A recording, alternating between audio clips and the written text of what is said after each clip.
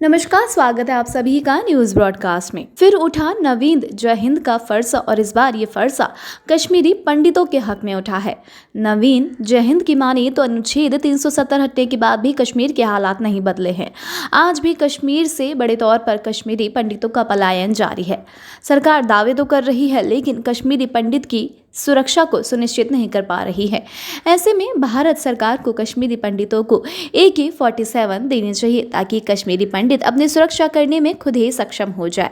नवीन की माने तो आज वक्त है कश्मीरी पंडितों के साथ खड़े होने का, उनके हक की आवाज को बुलंद करने का। वहीं अग्निपथ योजना पर नवीन जय हिंद की माने तो ठेके पर गुलामों को रखा जाता है, जवानों को नहीं। अग्निपथ योजना से भारत सरकार ने अग्निवीरों को अग्निकुंड में धकेलने का काम किया है। आज अडानी, अंबानी और टाटा जैसे बड़े औद्योगिक घराने अग्निवीर को नौकरी देने की बात करने में लगे हैं, लेकिन पहले ये भी चेक करवाओ कि इन तमाम बड़े औद्योगिक घरानों ने पहले कितने पूर्व फौजियों को नौकरी पर रखा है और किस स्तर की नौकरी पर रखा है। नवीन जय हिंद की माने तो आज सरकार का हर नुमाइंदा इजराइल की बात करने में लगा है, जिसकी जनसंख्या मात्र 80 लाख है।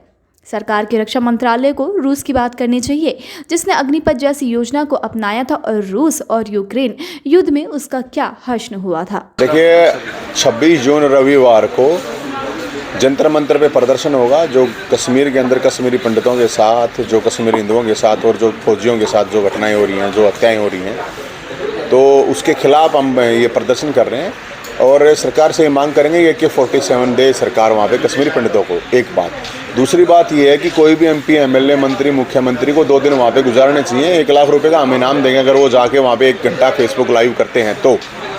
और जिस तरह की पॉलिसी बनाई जा रही है, मुझे लगता है कि ये पॉलिसी आगे आने वाले उस समय में जिस तरह से अग्निपथ पॉलिसी बनाई गई है, ये नौजवानों के लिए अग्निकुंड साबित होगी।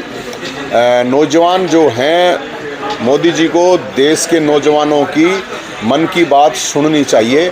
और एक चीज़ और भी कहते हैं हम कि ये जिक्र कोई भी MLA, MP, मंत्री, मुख्यमंत्री अपने बेटे को अग्निवीर बनाए तो उसको भी 1 लाख रुपए का इनाम देंगे हम। ये सिर्फ गांव के लोग या जवान के किसान मजदूरों के बच्चे ही अग्निवीर बने सही नहीं, क्योंकि ये पॉलिसी ना तो इसमें एक्स सर्विसमैन का दर्जा है। जो प्रोसेस ऑलरेडी भर्तियों का था वो ख़त्म कर दिया इन्होंने, उसका कोई लॉजिक नहीं है। तो हम ये मानते हैं जब एक्स सर्विसमैन का दर्जा ही नहीं होगा तो कुछ मिलेगा नहीं। मुख्यमंत्री खट्टर साहब कहते हैं कि हम यहाँ पे अग्निवीरों को नौकरी देंगे। जो अग्निवीर के पिताजी हैं, एक्स सर्विसमैन हैं, उनको तो मिली नहीं है। 25,000 लाइन में खड़े नौकरियों के लिए और कह रहे हैं 4 साल किसने देखा कि सरकार रहे, मुख्यमंत्री रहे ना रहे। तो ये पिछले 4 साल की जो घोषणाएं मुख्यमंत्री ने कर रखी वही पूरी कर दे मुख्यमंत्री। तो ये बेवकूफ़ बनाया जा रहा है, नौजवानों को डराया जा रहा है, धमकाया जा रहा है, जो कि सही नहीं है। जंतर मंतर पे कौन कौन लोग शामिल होंगे आपके साथ? वहाँ पे कश्मीरी पंडितों के हक की बात है, कश्मीरी हिंदुओं के हक की बात है। तो हम तो सबको कह रहे हैं, अब जो आएगा वहाँ पे कोई VIP ट्रीटमेंट किसी का कुछ है नहीं, आम लोग पहुँचेंगे। मोदी सरकार ने कहा था अनुच्छेद 370 हटाने के बाद स्थिति चेंज हो जाएगी, कश्मीरी पंडितों को वापस वहाँ पे बसाया जाएगा। वहाँ पे मैं आपको बता देता हूँ, मैं खुद गया हूँ लाल चौक, वहाँ खुद जाके कश्मीरी पंडितों से, फौजियों से बात की है। वहाँ स्थिति बहुत ख़राब है। करीब कश्मीर घाटी में 5,000 ही कश्मीरी हिंदू बचे हुए हैं। और जब हम गए थे, मैं 1 तारीख को गया था, 1 और 2 तारीख को हम वहाँ पे रहे थे। उस दौरान ही करीब ज़्यादा नहीं को तो 400-500 लोगों ने पलायन तो उसी दिन कर लिया था। अच्छा, अग्निपथ की आपने बात की, अग्निपथ के बाद मतदान हुआ, BJP को प्रचंड बहुमत मिला है, तो क्या समझते हैं कि राजनीतिक साजिश थी? नहीं, ये बिल्कुल, आप किसी जगह के चुनाव के आधार पे किसी मुद्दे की हाँ या ना नहीं मान सकते। पहली बात मैं आपको बताऊँ। दूसरी बात यह है, अगर आप उस बात पे आते हैं तो अगर टोटल वोट % होगा तो BJP का वोट % बूथों के हिसाब से उठा लीजिए, कम ही मिलेगा आपको।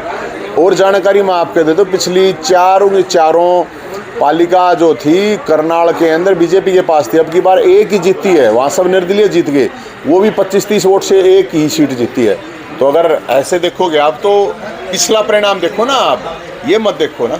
एक और पार्टी पहली बार चुनाव लड़ी और पहली बार अच्छा प्रदर्शन कहा जाएगा कि तमाम बूथों के ऊपर अपनी उपस्थिति दर्ज कराई वहाँ आम आदमी पार्टी। बहुत अच्छी बात है सबके लिए, हम तो सबके लिए शुभकामनाएं दे रहे हैं।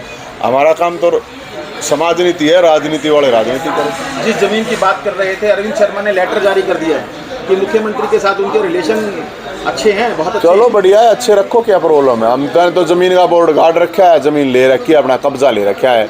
सरकार को जब लेटर देना होगा, जिसको देना होगा देते रहो, हमें कोई फ़र्क नहीं पड़ता इस चीज़ से।